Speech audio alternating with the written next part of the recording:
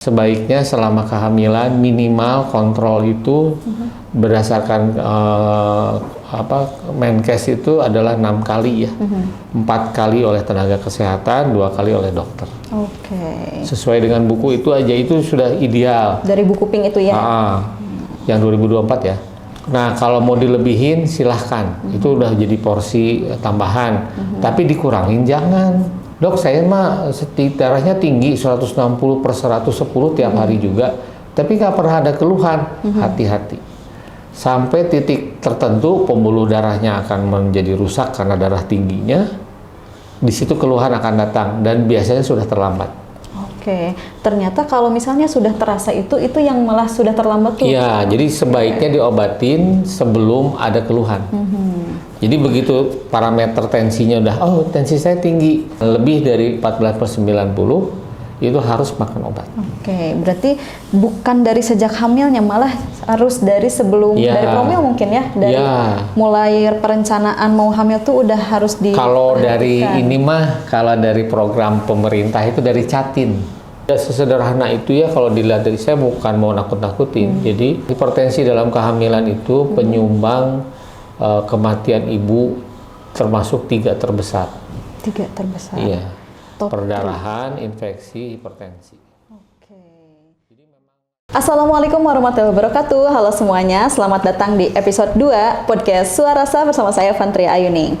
Hari ini seperti biasa kita akan kedatangan tamu spesial yang mana beliau adalah salah satu dokter objin yang juga bertugas di Rumah Bersalin Cuma-Cuma. Kita sambut Dr. Jeffrey Iman Gurnadi, SPOG FMMK. Selamat datang, Dok. Alhamdulillah. Setelah ya lumayan anginnya besar ya, Dok ya. Setelah berapa lama kita berencana ini ya ngobrol sama Dr. Jeffrey, akhirnya sekarang punya juga kesempatannya. Gimana, Dok, kabarnya hari ini? Baik, terima kasih. Alhamdulillah. Boleh menyapa dulu, Dok, ke penonton podcast Suarasa. Iya. Menyapa apa ya? Ya, tujuannya sih kita berbagi ilmu aja ya saat ini tuh. Memang ini bernaung di bawah RBC, cuman tetap yang dipesankan adalah bagaimana kehamilan dari segi yang tidak normalnya, khususnya di bidang di hipertensi ya. Betul. Hipertensi dalam kehamilan. Ya.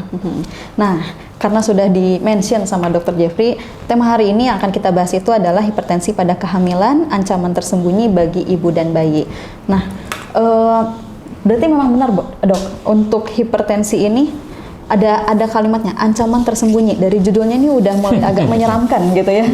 Apakah memang benar tersembunyi, Dok, ancaman ini di hipertensi ini? Jadi gini aja, sebetulnya secara umum hipertensi dalam kehamilan itu adalah satu kondisi yang terjadi dikarenakan hamil. Jadi karena ada kehamilan, terjadi perubahan di tubuh ibu tersebut, dan perubahan tersebut yang menyebabkan hipertensi. Jadi hipertensi yang terjadi bukan karena ibunya sakit hipertensi, tapi hipertensi yang terjadi dikarenakan ibunya hamil. Jadi terkait dengan kehamilan. Ya, itu yang disebut dengan hipertensi dalam kehamilan. Ya. Oke. Berarti bukan karena sebelumnya dia punya hipertensi ketika hamil. Ya, ada penggolongan-penggolongannya. Oke. Jadi kalau penggolongannya gini, kan ada yang ibu dengan darah tinggi lalu hamil. Nah, berarti dia juga disebut hipertensi dalam kehamilan kan. Ada juga yang ibu normal lalu dia hamil lalu terjadi hipertensi. Nah, itu juga disebut hipertensi dalam kehamilan. Cuman yang membedakan adalah secara teorinya adalah usia kehamilan, usia terjadinya hipertensi. Mulai kapan nih dia jadinya? Jadi batasan yang kita punya adalah 5 bulan. Kalau hipertensi itu terjadi kurang dari 5 bulan, berarti ibunya dianggap mempunyai darah tinggi lalu hamil. Sebelum terjadi kehamilan berarti? 5 bulan ya. 5 bulan. Ya. Jadi 5 bulan hamil, darah tingginya kapan jadinya tuh? Kalau kurang dari 5 bulan, berarti bawaan ibunya yang darah tinggi. Tapi kalau ibunya normal, setelah masuk 5 bulan kehamilan, lalu terjadi hipertensi, nah itu yang disebut dengan hipertensi dalam kehamilan. Oke, berarti untuk ibu-ibu yang suka ada yang cerita gini dok mungkin, saya padahal nggak punya riwayat hipertensi, tapi pas lagi hamil tiba-tiba ada hipertensi, itu berarti termasuknya ya? Ya, jadi dilihat kapan terjadinya. Oh, di atas 5 bulan. Kalau terjadinya di atas 5 bulan, itu boleh digolongkan ke dalam hipertensi karena hamil. Jadi kalau di bab kedokteran itu ada yang namanya gestosis. Gestosis itu suatu kondisi yang sakit, tanda kutip itu, yang terjadi yang dihubungkan dengan kehamilan. Misalnya apa? Hiperemesis, mual muntah sama kehamilan. Nah, itu gestosis. Hipertensi dalam kehamilan, gestosis. Jadi kondisi yang terjadi karena ibu tersebut hamil. Bukan. Jadi apakah bisa terjadi kalau ibu itu tidak hamil? Jawabannya tidak. Tidak. Berarti kalau kayak gitu dok, hipertensi itu sebenarnya ada jenis-jenisnya dong kalau kayak gitu? Banyak jenisnya. Jadi nanti kita punya penggolongannya. Tapi pada dasarnya kalau ada ibu hamil yang darah tinggi, harus dikelompokkan berdasarkan temuan, nanti ada ininya. Ada prosedur diagnosisnya. Jadi nggak bisa sembarangan mentang-mentang tensinya tinggi ini hipertensi gitu. Nggak juga. Jadi harus jadi ada pemeriksaan lab, ada pemeriksaan fisik lainnya yang bisa dikaitkan dengan kehamilannya, dengan kondisi kehamilannya itu sendiri. Paling saya ingin menjawab mitosnya yang begini. Boleh, dok, saya kurang tidur nih malam, lagi hamil 7 bulan gitu ya. Saya lagi kurang tidur nih, terus saya jadi hipertensi. Jadi diharap, ibu itu berharap dengan tidur cukup nanti tensinya akan turun. Nah, salah nggak berpikir seperti itu? Ya tidak salah juga. Cuman dasarnya kalau orang yang tidak punya darah tinggi atau tidak darah tinggi, mau sekurang tidur apapun, mau capek dan bagaimanapun tidak akan jadi darah tinggi. Dia tetap akan di batas ambang tidak melalui 140/90. Jadi kalau orang yang punya bakat darah tinggi, dia akan naik lebih dari itu. Tapi kalau yang tidak akan sampai lah. Walaupun kondisinya kurang tidur, kurang istirahat begitu ya. Tensi itu tetap akan dijaga, tidak akan sampai jadi hipertensi istilahnya. Nah, berhubungan dengan itu dok, apakah hipertensi ini bisa dari turunan dok? Bisa. Jadi maksudnya turunan dalam kehamilan atau di luar hamil nih? Ceritanya kan harus dibedain dulu. Dalam hamil? Bisa. Jadi yang namanya faktor risiko itu disebutnya. Jadi kalau misalnya ibu yang hamil, punya ibu kan, ibunya lagi hamil, terus dia darah tinggi dalam kehamilan. Nah, si anak yang sekarang kalau dia hamil lagi mempunyai resiko lebih tinggi dibandingkan ibu-ibu yang lain untuk terjadinya darah tinggi. Tapi hanya meningkatkan resiko ya, bukan pasti terjadi.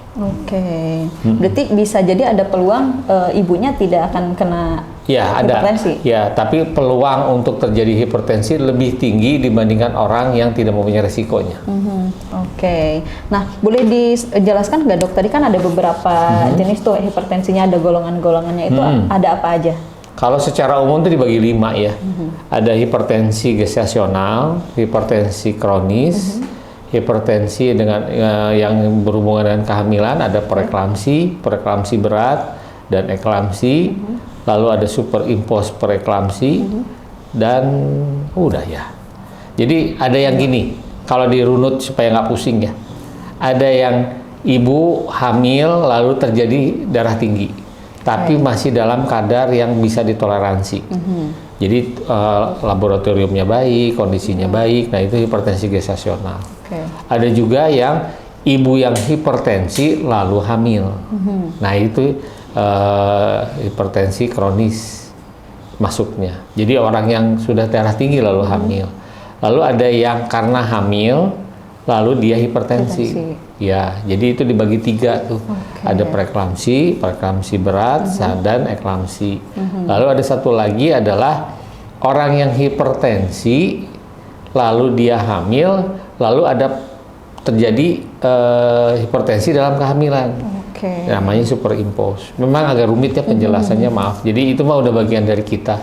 Jadi untuk lebih sederhananya adalah begini, kalau ada ibu hamil, waspadai hipertensi. Kalau ada hipertensi, harus dikonsulkan atau diperiksa oleh dokter atau orang tenaga kesehatan, dan harus dikelompokkan dia itu ada di mana.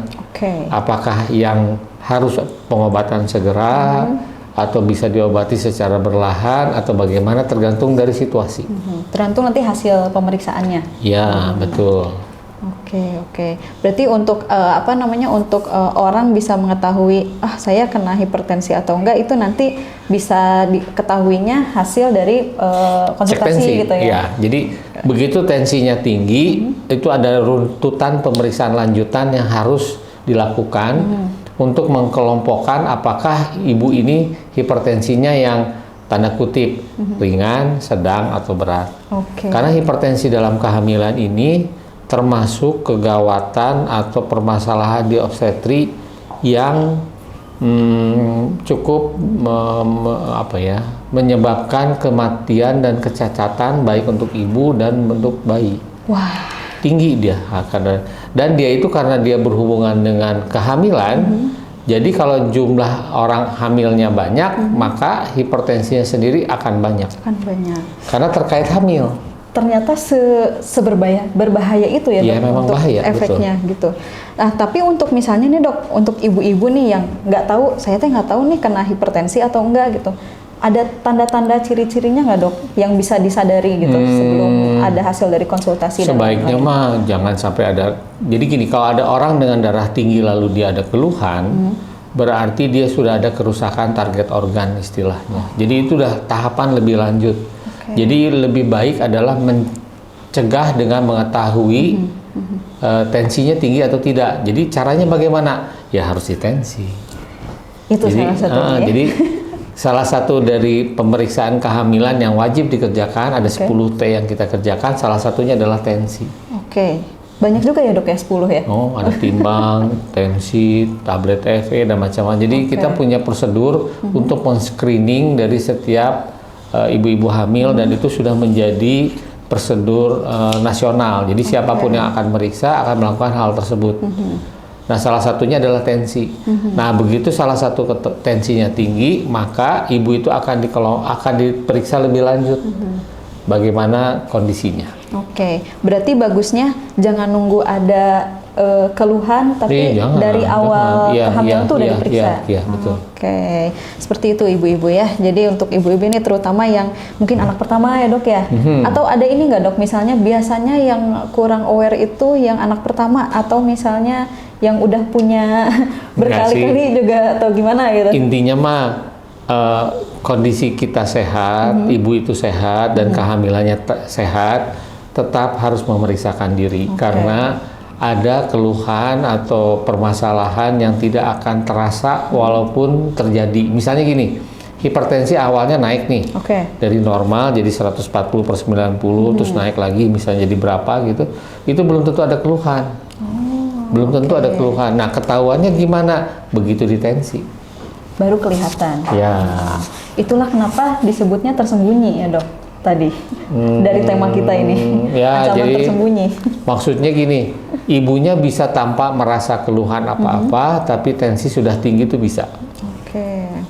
Jadi makanya sebaiknya selama kehamilan minimal kontrol itu berdasarkan Menkes itu adalah 6 kali ya, 4 kali oleh tenaga kesehatan, 2 kali oleh dokter. Sesuai dengan buku itu aja, itu sudah ideal. Dari buku Pink itu ya? Yang 2024 ya. Nah, kalau mau dilebihin silahkan, itu udah jadi porsi tambahan, tapi dikurangin jangan, gitu loh. Jadi minimal 6 kali selama hamil. 6 kali, dilebihin lebih baik. Gitu. Ya, jadi kalau ikut akutan internasional dikerjakan setiap bulan sampai usia kehamilan 7, lalu setelah itu 2 minggu, lalu 1 minggu sekali. Kalau itu kan jadinya banyak. Betul. Nah, kalau untuk ibu-ibu ini ya Dok, yang sebelumnya dia tidak ada riwayat hipertensi, setelah hamil jadi ada hipertensi. Apakah nanti setelah hamilnya hipertensi ini akan jadi nanti dilihat lagi? Nggak ada lagi? Bisa. Jadi gini, ada yang ibu hamil lalu karena dia hamil lalu jadi darah tinggi. Nanti dilihat apakah dalam 12 minggu setelah melahirkan tensinya jadi normal nggak? Kalau dia jadi normal nggak jadi masalah, udah selesai permasalahan. Nah, tapi kalau ibu ini hamil lagi, kemungkinan untuk darah tinggi akan menjadi meningkat. Tapi ada juga yang lagi hamil sekarang darah tinggi, setelah lewat dari 12 minggu, tetap tensinya tetap tinggi. Jadi dia itu menjadi darah tinggi yang tercetus karena kehamilan. Ternyata cukup kompleks ya, banyak hal-hal yang harus diperhatikan. Tadi Dok, kalau misalnya kita ada sempat tadi membahas tentang faktor risikonya, salah satunya itu turunan ya. Ada lagi nggak yang lain Dok? Bisa, jadi misalnya nutrisi ya, kelebihan nutrisi atau kekurangan nutrisi. Kalau nutrisi itu bisa dilihatnya dari proporsi kali ya, berat badannya besar atau kecil. Jadi terus kondisi ibu, apakah ibu ini sebelum hamil tuh sehat atau tidak sehat? Tidak sehat atau tidak sehat itu ada yang memang harus diobati atau memang sakit yang sudah lama yang ibu derita. Contohnya kayak gini, ibu yang mempunyai darah tinggi, kita ngobrol langsung ke fokus aja ya. Boleh nggak hamil? Boleh. Bagaimana caranya? Kontrol dulu darah tingginya dari sebelum hamil, dari niatan mau hamil nih. Saya mau hamil lah, saya mau nikah, tapi kebetulan saya darah tinggi, kan jadi takut nih. Saya boleh nggak hamil? Ya boleh. Nah, berobatlah dari awal. Jadi konsultasi, nanti akan dipilihkan obat yang cocok. Nah, dari situ dimulainya. Mulai menjaga, kan darah tinggi itu kan berhubungan dengan pola hidup ya. Banyak berhubungan misalnya dengan pola makan, aktivitas itu juga berhubungan. Nah, itu dimulai di apa namanya ya? Mulai diperhatikan gitu. Ya, mulai diperbaiki. Kalau memang harus makan obat, makan. Karena darah tinggi itu kan suka ada yang bilang begini yang mitosnya, Dok, saya kenapa harus makan obat darah tinggi ya? Kan saya nggak pusing, padahal tensinya tinggi, gitu. Nah, itu satu pemikiran yang sangat salah. Karena gini, kalau saya darah tinggi lalu saya pusing, berarti pembuluh darah di kepala saya udah masalah tuh. Jadi udah mulai terganggu sehingga menyebabkan gangguan aliran darah di kepala, sehingga kepala saya menjerit, nyeri, sakit gitu loh. Ya. Nah, kalau tekanannya tinggi sampai 200, tapi pembuluh darah di kepala saya masih normal, tidak ada gangguan, tidak akan ada keluhan. Justru kebalik kalau berpikir begitu. Jadi misalnya gini, Dok, saya mah darahnya tinggi 160/110 tiap hari juga, tapi nggak pernah ada keluhan. Hati-hati. Sampai titik tertentu pembuluh darahnya akan menjadi rusak karena darah tingginya. Di situ keluhan akan datang dan biasanya sudah terlambat. Ternyata kalau misalnya sudah terasa itu yang malah sudah terlambat tuh. Iya, jadi sebaiknya diobatin sebelum ada keluhan. Jadi begitu parameter tensinya udah, tensi saya tinggi, jadi kalau tensinya masih 14/90, itu bisa diperbaiki dengan gaya hidup, pola makan dan olahraga. Itu termasuk yang mungkin tensinya belum terlalu berbahaya. Ya, ini untuk gitu yang umum ya, untuk ibu-ibu yang mau hamil nih, kan jadi bagian itu. Tapi kalau memang tensinya lebih dari 14/90, itu harus makan obat. Berarti bukan dari sejak hamilnya, malah harus dari sebelum dari hamil mungkin ya, dari mulai perencanaan mau hamil tuh udah harus di. Kalau dari ini mah, kalau dari program pemerintah itu dari Catin. Dari calon pengantin. Iya, betul. Dari sebelum akarnya harus udah ada pemeriksaan. Jadi pemeriksaan suami dan istri dimulai dari pasangan calon pengantin. Jadi kalau bukannya yang sakit tidak boleh hamil, bukan. Jadi maksudnya kalau yang sakit diobatin, kalau yang kurang sehat disehatkan. Maksudnya supaya apa? Supaya si ibu dan bapak itu saat nanti hamil dalam kondisi yang baik.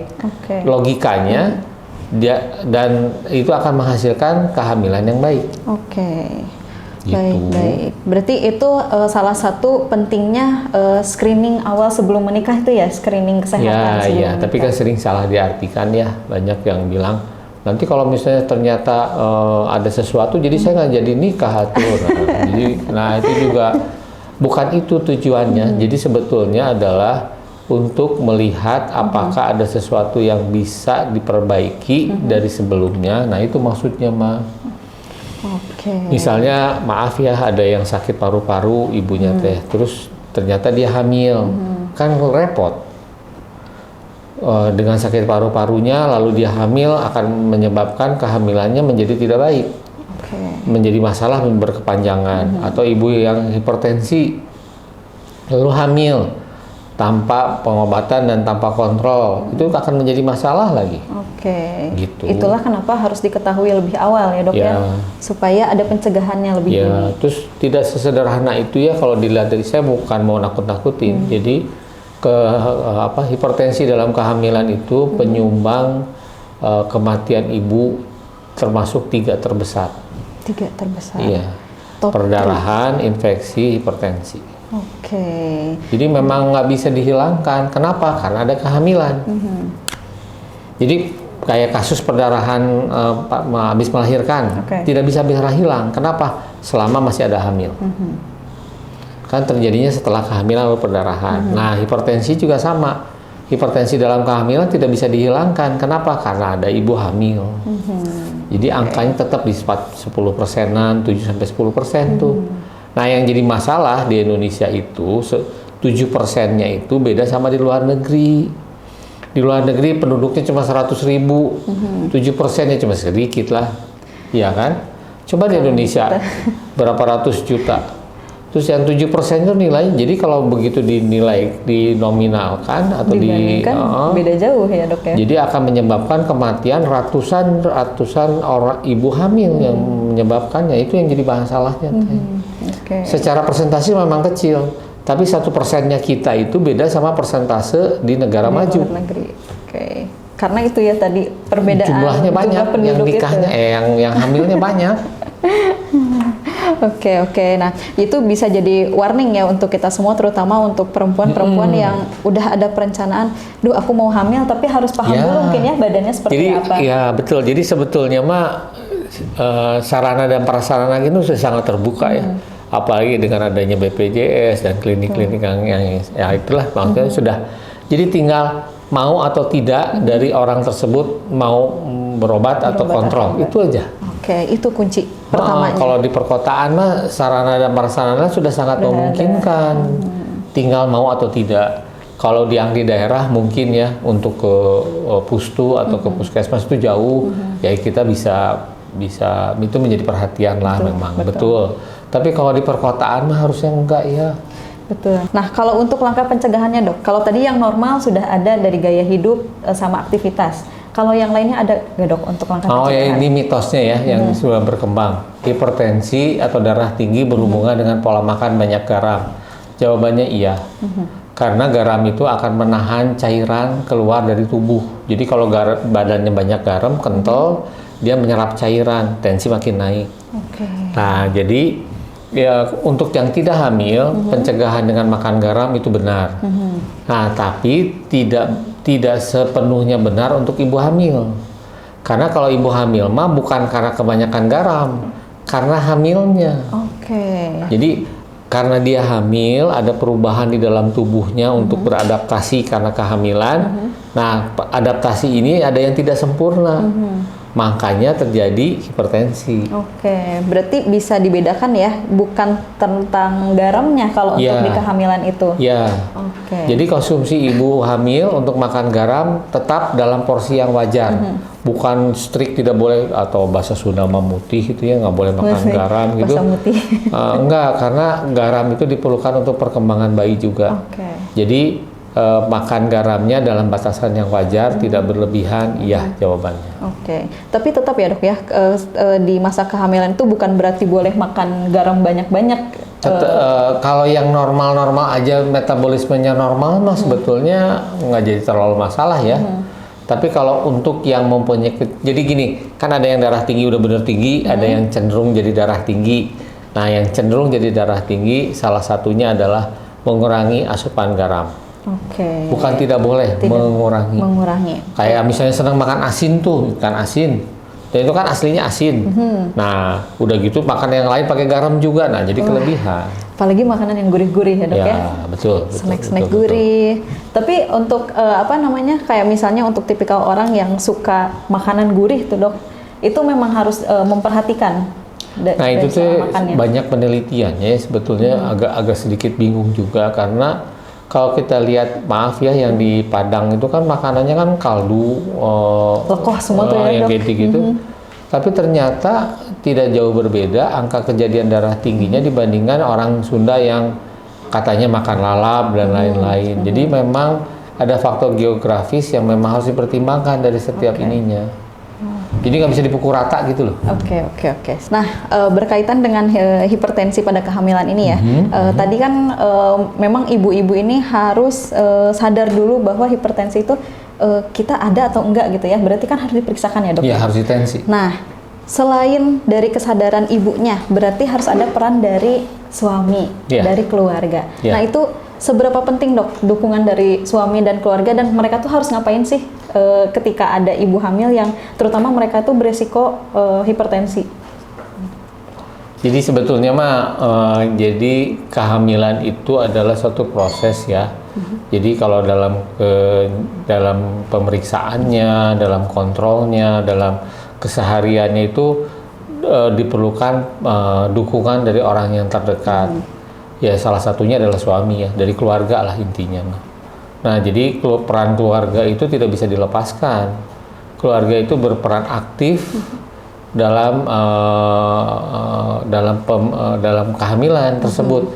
Perannya seperti mengantar, memberikan edukasi, memberikan nasihat barangkali ya, yang gitu-gitu. Jadi peran aktif yang diperlukan, bukan pasif ya.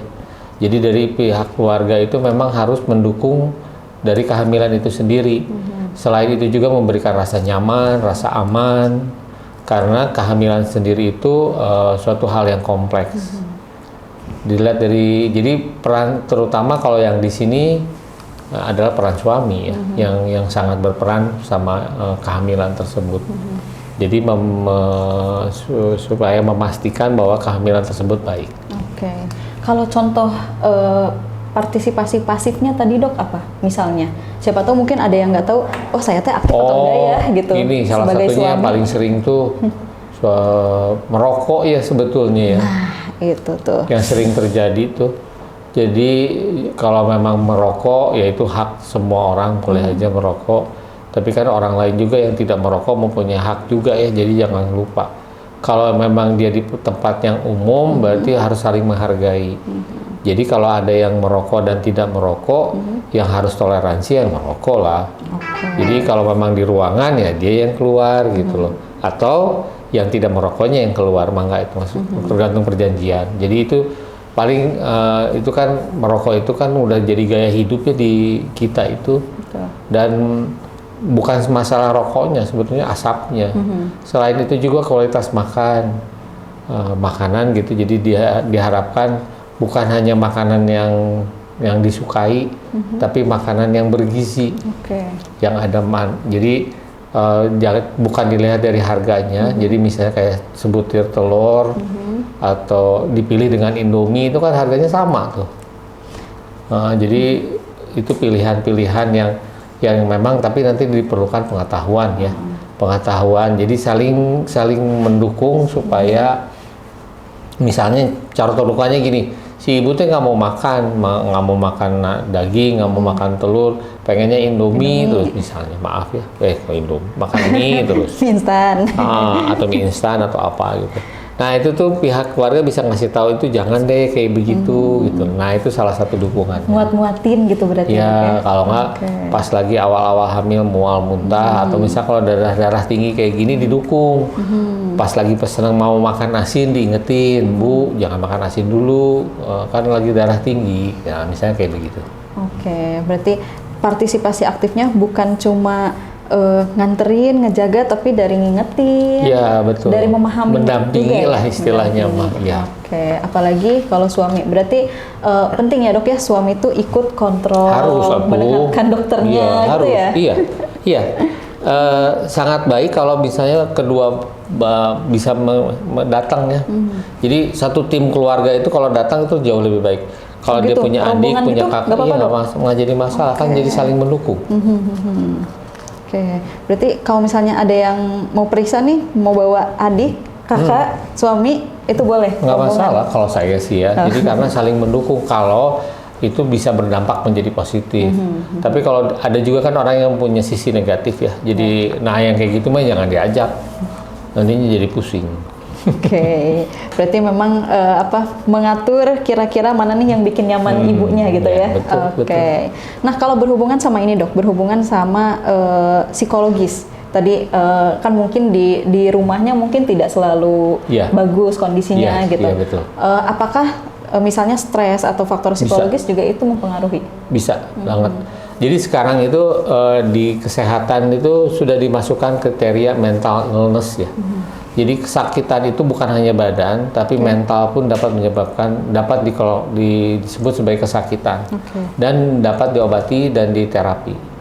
Jadi kalau orang yang sehat jiwanya, tapi mentalnya dia tidak sehat karena memang dia ada penyiksaan, abuse atau dapat ya dalam tekanan atau memang stres atau apa itu harus menjadi perhatian. Di buku KIA yang 2024 juga di sana tuh sudah diklasifikasikan. Jadi kalau ada ibu hamil yang memang ada gangguan depresi, stres dan lain, itu akan dikelola dan akan dikelola oleh dokter khusus.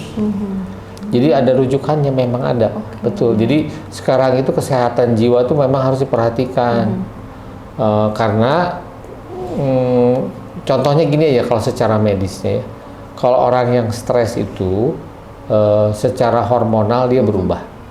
Nah hormon-hormon stres itu akan keluar di dalam tubuhnya. Nah kalau dia sedang hamil, hormon stres itu akan tertangkap oleh bayi. Dan akan menghasilkan bayi yang stres. Perasaan sedih, senang, bahagia. Betul. Ya kalau lonjakannya normal, sedih hari ini, 1 jam kemudian bahagia, ya yang gitu mah nggak masalah. Kalau yang berlebihan itu yang disebut sebagai jadi yang disebut dengan sakit secara mental itu ada definisinya.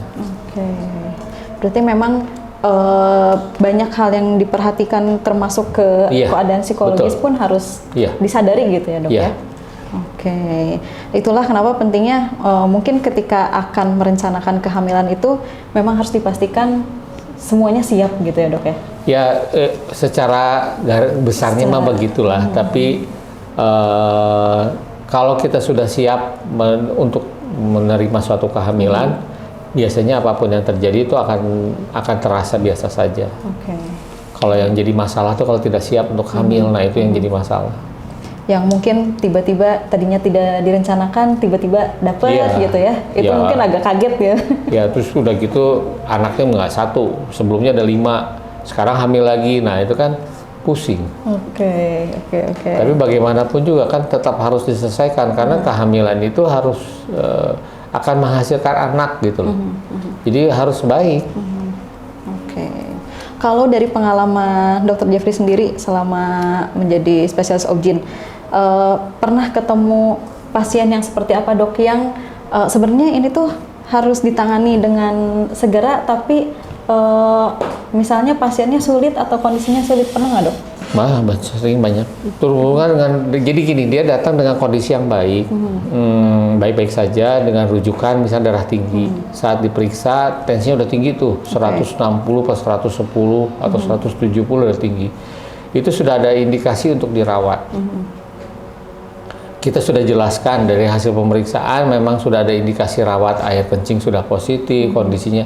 Tapi si ibu tuh merasanya gini, dok saya baik-baik aja. Saya nggak ada keluhan, nggak ada pusing, nggak ada nyeri kepala, nggak ada apa-apa. Saya cuma hamil lalu darah tinggi dan kebetulan tadi malam saya kurang tidur misalnya atau lagi ada masalah gitu. Jadi tensi saya tinggi karena itu. Dan dia tuh bersikeras seperti itu. Yang akhir justru itu tuh kalau dari segi medis sangat bahaya. Karena anggapan yang sudah lama itu ya dok ya. Jadi dianggapnya bahwa saya itu dalam kondisi yang tidak fit, maka tensi saya tinggi. Padahal dari kacamata medis, tensinya tinggi itu terjadi karena medis yang dihubungkan dengan kehamilannya. yang bisa berujung dengan kejang dalam kehamilan dan selanjutnya. Tapi ibunya merasa tidak ada apa-apa gitu loh. Jadi kan suka jadi bingung ya. Jadi kesannya kayak kita menganjurkan orang dirawat padahal orangnya sehat gitu kan. Jadi kan, dok masa saya harus dirawat sih? Iya, terkesannya seperti itu ya. Iya, terkesannya padahal dari data sudah menunjukkan memang harus dirawat. Itu sering kejadian? Itu sering kejadian seperti itu. Nah, itu salah satu kondisi yang dibutuhkan peran keluarga ya, dok ya? Ya, peran keluarga meyakinkan. Jadi memang dan yang tenaga medis yang memeriksa juga pasti punya dasar ya. Kalau memang ragu, ya tinggal diargumentasikan sajalah dasarnya apa untuk dirawat. Pasti ada dasarnya. Pasti ketika disampaikan dengan baik mungkin bisa menerima gitu ya, dok ya? Segimanapun nggak maunya. Belum tentu juga. Belum tentu juga. Banyak ininya, banyak pertimbangan. Karena kan kalau dirawat itu kan, kalau yang anaknya sudah 2 atau 3, nanti anak saya sama siapa yang ngejaga, gitu yang lain. Terus atau enggak, dok saya belum mau lahiran gitu loh. Kan, oh iya, kan gini ya ceritanya. Ini pada dasarnya supaya yang suka jadi pertanyaan ini adalah ibu hamil, karena dia hamil, lalu dia jadi darah tinggi.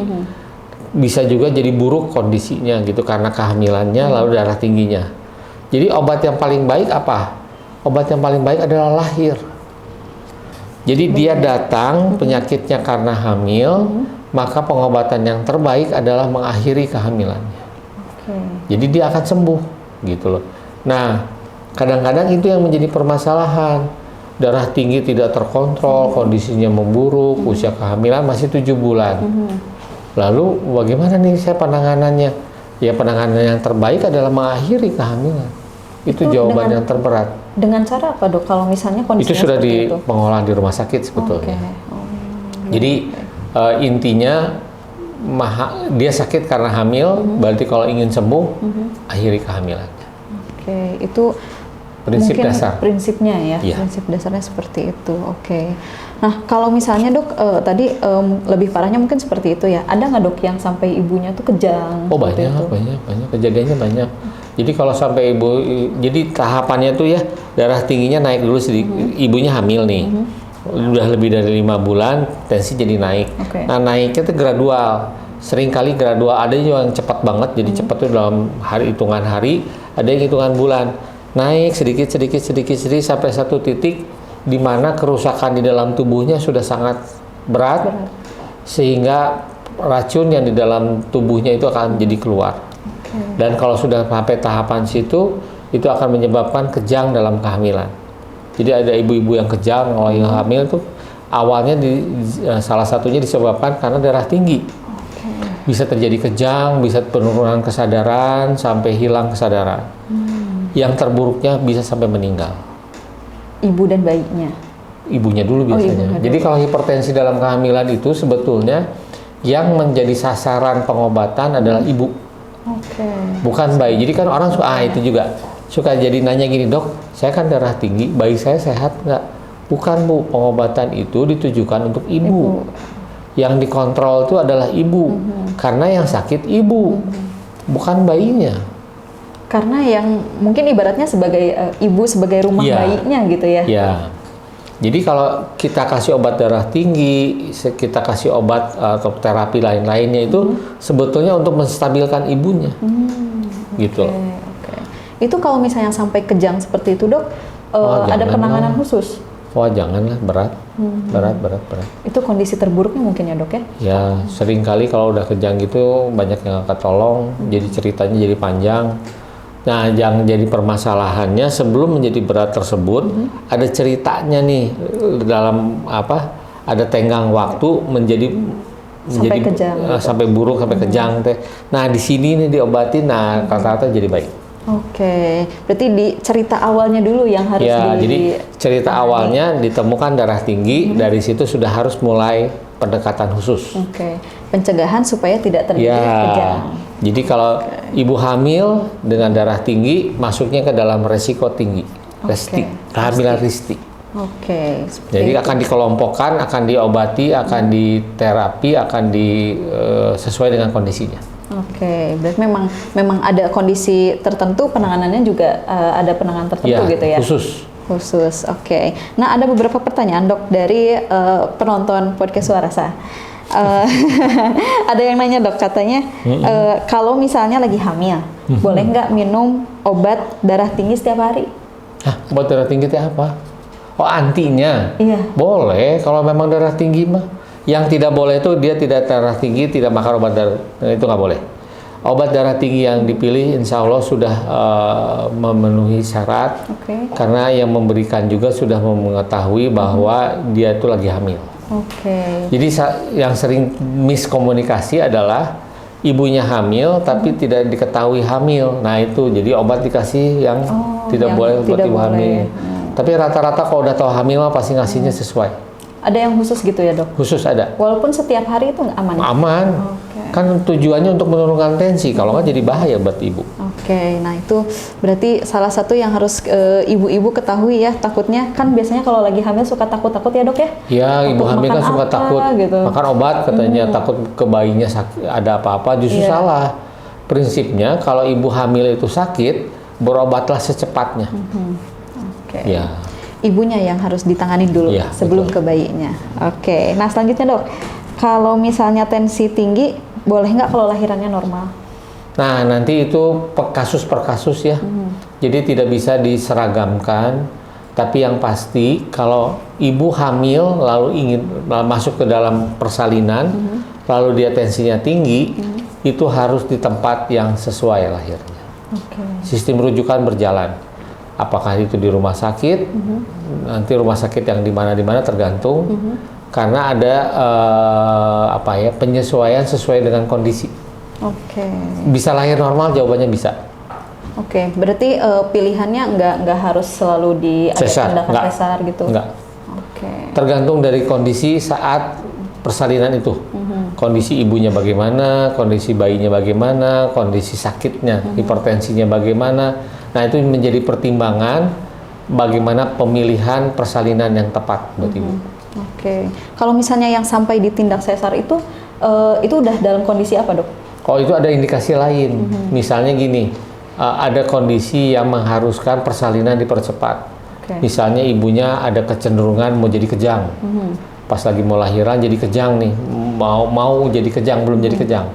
Atau ada penyulit yang terdeteksi, misalnya ada kelainan perdarahan, kondisi bayi yang tidak jadi baik, persalinan yang tidak maju, dan lain-lain. Jadi kalau di kita tuh dibilangnya begini, seksio itu adalah satu tindakan yang berdasarkan indikasi obstetrik. Jadi ada indikasinya. Jadi kalau indikasinya ada, harus dikerjakan. Siap. Berarti memang tidak bisa sembarangan. Tapi kalau semuanya terkontrol, persalinan spontan itu atau lahir normal itu justru lebih dipilih. Resikonya lebih kecil. Lebih jadi pilihan gitu. Jadi pilihan utamanya dulu. Ya, karena resikonya lebih kecil dibandingkan dengan seksio. Kan seksio itu kan ada dibius. Ada luka, perdarahan di sayat, dibuka rahimnya, resikonya besar. Itu mungkin lebih banyak juga yang terasa ke ibunya mungkin ya dok? Iya harusnya mah. Nah yang terakhir dok, kalau misalnya ibunya yang hamil punya riwayat darah tinggi, kemudian ibu yang hamilnya darah tinggi, apakah nanti ke anaknya juga terus mengalami resiko? Melekat. Itu namanya kalau di kita di kebidanan disebutnya dengan resiko tinggi, faktor resiko. Jadi kalau ibu yang pernah melahirkan darah tinggi, kalau dia hamil berikutnya resikonya lebih tinggi. Gitu. Ke anaknya nanti? Ke anaknya juga, kalau nanti anaknya lahir, anak tersebut mempunyai resiko untuk kalau dia hamil mempunyai resiko darah tinggi dibandingkan kalau dari orang lain yang riwayat ibunya tidak darah tinggi. Jawabannya iya. Berarti akan terus menurun seperti itu. Melekat itu. Tapi tidak akan. Jadi jangan jadi dipikirin juga ya. Jadi bukan pasti terjadi, tapi resikonya lebih tinggi. Seperti itu ya. Jadi untuk ibu-ibu yang mungkin sekarang sudah menyadari punya riwayat darah tinggi, nggak perlu khawatir ya. Nggak, kalau punya resiko darah tinggi berarti apa? Harus sering tensi. Harus sering diperiksa. Nah, Seperti itu ya. Apapun alasannya, kalau aksesnya mudah, lebih baik diperiksa ya dok ya. mendingan dimudahkan aja. Jadi kalau memang akses ada dan sarana ada, kenapa nggak ditensi aja atau gitu? Demi keamanan diri sendiri ya dok ya. Betul. Oke. Nah terakhir dari penonton di sini nih, ada yang mau nanya nggak nih? Mumpung ada dokter Jeffrey sebagai yang paham banget tentang hipertensi kehamilan. Mau. Boleh. Jadi dok, katanya ada nggak sih terapi non medis buat hipertensi dalam kehamilan ini? Dulu pernah baca satu penelitian, katanya di situ kalau misalkan dengan senam hamil karena yoga atau yang lainnya itu bisa menurunkan risiko dari hipertensi itu. Gimana? Ya. Jadi gini, sebetulnya kalau dilihat dari patofisiologinya terjadinya hipertensi dalam kehamilan, dia itu terjadi perubahan dari sel endotel pembuluh darah. Jadi kalau secara teori yang jelimet-jelimet gitulah. Jadi memang ada struktur yang terjadi perubahan pembuluh darah pada ibu hamil tersebut. Nah, si struktur perubahan pembuluh darah ini terjadi dikaitkan dengan kehamilan. Nah, kalau misalnya apakah yoga atau apa ya yang semacam seperti itu akan memperbaiki? Ya bisa dibilang tidak, ya bisa dibilang ya juga. Karena begini, kan salah satunya terjadinya kerusakan pembuluh darah itu karena terjadinya stres. Stres yang terjadi itu bisa disebabkan oleh misalnya stres itu kan bisa macam-macam ya. Bisa ada luka, bisa karena fisik atau hal-hal lainnya. Itu juga bisa. Jadi dengan relaksasi itu akan memperkecil kemungkinan darah tinggi. Jawabannya iya. Ya kalau yoganya menyenangkan gitu, terus menyebabkan aliran darah menjadi baik, kadar stres menjadi menurun, jawabannya iya. Jadi lebih ke relaksasinya ya dok? Ya mungkin begitu ya. Karena saya sendiri tidak mempelajari yoga, tapi kalau itu salah satu yang bisa dicoba dan tidak menyebabkan suatu permasalahan, kenapa nggak dicoba gitu? Kalau memang seneng mah, kalau saya sih berpikirnya gitu ya. Bisa berbagai macam cara ya dok ya. Kalau healing jalan-jalan. Ya itu juga kan relax. Jadi kayak sesaat untuk melepaskan stres. Kalau memang bisa itu ya silahkan aja, nggak jadi masalah ada. Lakukanlah hal yang menyenangkan ya dok ya. Ya jadi menyenangkan itu harus kalau dilihat dari kacamata medis, ya bukan hanya hati yang harus senang, tapi badan juga harus senang gitu loh. Nggak cuma di dalam, luarnya juga. Iya betul. Oke, terima kasih pertanyaannya. Udah menjawab belum pertanyaan saya? Sangat menjawab. Oke, jadi bingung. Nah, masih ada dok penjelasannya? Iya, jadi banyak kan sekarang ada yoga, ada senam, apalagi ya yang macam-macam gitulah. Jadi Pilates. Pilates juga boleh, tapi selama masih dalam koridor baik dan tidak membahayakan kehamilannya, silahkan. Jawabannya itu aja. Bisa dilakukan apapun yang bikin ibunya nyaman, ibunya senang, boleh dilakukan ya dok ya. Jangan terlalu banyak takut ya dok. Takut mah kalau yang pasti ya. Jadi misalnya main bola, bola yang gelinding gitu loh, terus cenderung takut jadi jatuh. Nah itu hati-hati. Ibu hamil kalau jatuh jadi trauma, jadi sakit, jadi bengkak. Bola yang jimbol. Nah, hati-hati. Kan berpotensi jatuh. Jadi dipegangin, dijagain gitu loh. Kalau memang mau ya itu aja paling. Dalam prosesnya. Dalam prosesnya tetap berhati-hati. Oke, kalau gitu itu beberapa pertanyaan yang ditanyakan dari teman-teman podcast Warasa dan juga dari penonton di sini. Nah, untuk yang terakhir dok, dari Dr. Jeffrey sendiri ada pesan yang ingin ditekankan nggak untuk penonton podcast Warasa ini, terutama tentang hipertensi kehamilan ini, hipertensi pada kehamilan? Ya. Ya, jadi kalau saya berpikirnya itu kehamilan adalah suatu proses yang alamiah. Dan kehamilan tersebut memang ada yang kalau yang bakalnya lancar banget, dari hamil nggak ketahuan, selama hamil nggak pernah kontrol, lahirnya normal, anaknya sehat, wah Kalau yang normal mah normal aja. Nah itu tuh, kalau melihat seperti itu jangan menjadi patokan. Kita harus tetap berpikir bahwa setiap kehamilan itu mempunyai resiko. Nah untuk memperkecil resikonya kita harus tahu dan membaca, mencari tahu lah bagaimana apa yang terjadi selama kehamilan dan kontrol ke ahlinya, jadi ke tenaga kesehatan sesuai dengan anjuran aja minimal 6 kali. Karena kita nggak tahu nih kehamilan tuh bakal jadi baik atau tidaknya. Kalau lihat contoh yang baik banyak, yang tidak baik juga banyak ya cerita teh gitu. Kita ambil jalan tengah aja. Itu aja ya paling. Terus selama hamil itu perlu komitmen, karena hamil itu ada yang dimudahkan, ada yang disulitkan selama kehamilan. Jadi kalau memang ternyata hamilnya jadi sulit, ya harus diterima dan diupayakan supaya menjadi baik. Itu saja. Ke lapangan menerima kondisinya ya dok ya? Ya kan karena ada juga yang hamil tuh jadi sakit-sakitan dan segala macam ya. Ada juga yang tidak bermasalah, beda-beda tiap orang teh.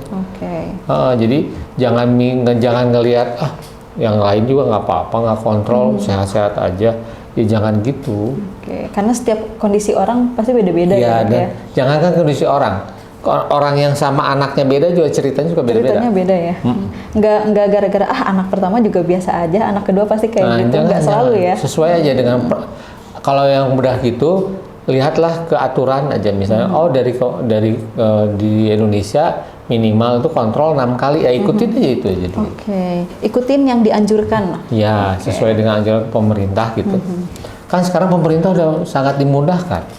Obat dikasih, buku dikasih, lab, tinggal mau datang ke sana enggak gitu loh. Itu betul. Tinggal kemauan kitanya gitu ya. Kalau gitu ada lagi dok?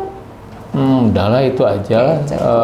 Ya saya menitipnya dengan kita sehat. Jadi persiapkanlah kehamilan itu dengan baik supaya menghasilkan keturunan yang baik. Karena itu salah satu dari bagian dari ikhtiar ya. Jadi kalau kitanya sehat, hamilnya sehat, keluarannya juga atau lahirannya juga harusnya sehat. Jadi harapannya begitu. Harapannya begitu. Itu dia pesan penting dari Dr. Jeffrey untuk terutama nih ibu-ibu yang mungkin sekarang sedang hamil anak pertama atau anak kedua, anak ketiga, ternyata kondisinya tidak selalu sama, dan yang paling penting adalah mau untuk memeriksakan diri, mengontrol diri ke tenaga kesehatan seperti itu. Iya, betul. Kalau gitu itu dia akhir perbincangan kita hari ini. Terima kasih banyak Dr. Jeffrey sudah meluangkan waktu hari ini untuk berbagi ilmu tentang hipertensi pada kehamilan. Ternyata setelah diulik lebih dalam, ternyata seberbahaya itu ya dok ya. Sangat hipertensi bahaya, ini betul. Ya luar biasa. Kalau gitu saya juga mengucapkan terima kasih kepada teman-teman yang sudah menonton podcast Suarasa episode 2 hari ini. Kita akan ketemu di episode 3 nanti. Jangan lupa untuk like, komen, dan subscribe YouTube Rumah Besar yang Cuma-Cuma. Kalau misalnya ada yang mau menghubungi Dr. Jeffrey bisa kemana? Ya, kesini aja. Bisa ke RBC. Bisa lewat RBC. Instagramnya ada nggak dok? Ada. Namanya apa? Boleh sebutin? Nama saya aja Jeffrey Iman Gurnadi. Dr. Jeffrey Iman Gurnadi. Bisa dicari di Instagram. Boleh nggak kalau misalnya ada yang nge-DM ke Dr. Jeffrey? Mau nanyain lewat RBC aja lah. Lewat saya RBC cuma aja buat nonton doang gitu. Teman-teman, kalau ada yang mau nanya ke Dr. Jeffrey boleh lewat Instagramnya RBC, boleh gitu ditanyain ya. Dr. Jeffrey insya Allah ada di RBC setiap hari apa dok? Jumat? Ya gampang. Ya gampang lah, nanti bisa ketemu. Kalau gitu sekali lagi terima kasih banyak. Saya Fantria Ayuning dan Dr. Jeffrey hari ini pamit undur diri. Wassalamualaikum warahmatullahi wabarakatuh. Waalaikumsalam warahmatullahi wabarakatuh.